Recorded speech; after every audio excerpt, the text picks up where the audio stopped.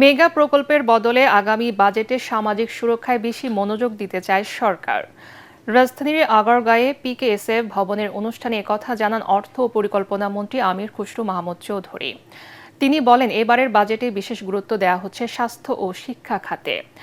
1300টি প্রকল্প পরিকল্পনায় থাকলেও জনস্বার্থ সম্পৃক্ত না হয় বাদ দেওয়া হচ্ছে বলে জানান মন্ত্রী। সাজ্জাদ জাহানের রিপোর্ট। রাজধানীর আগারগাঁয়ে অনানুষ্ঠানিক খাতের উন্নয়নে পিকেএসএফ ও বিশ্বব্যাংকের যৌথ প্রকল্পের অনুষ্ঠানে যোগ দেন অর্থ ও পরিকল্পনা মন্ত্রী আমির খসরু মাহমুদ চৌধুরী।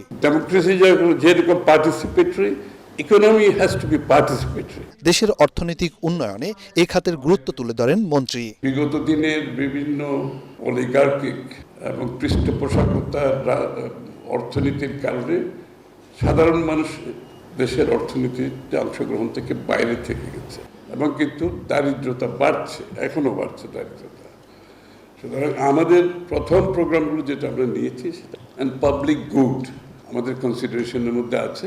মূলধারার বাইরে থাকা মানুষদের অর্থনীতিতে সংযুক্ত করতে সরকার নানা পরিকল্পনা নিয়ে কাজ করছে বলেও জানান তিনি।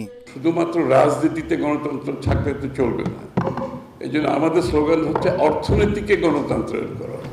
এটার অর্থ হচ্ছে বাংলাদেশের প্রত্যেকটি নাগরিকের বাংলাদেশের অর্থনীতিতে অংশগ্রহণ করার একটা অধিকার আছে।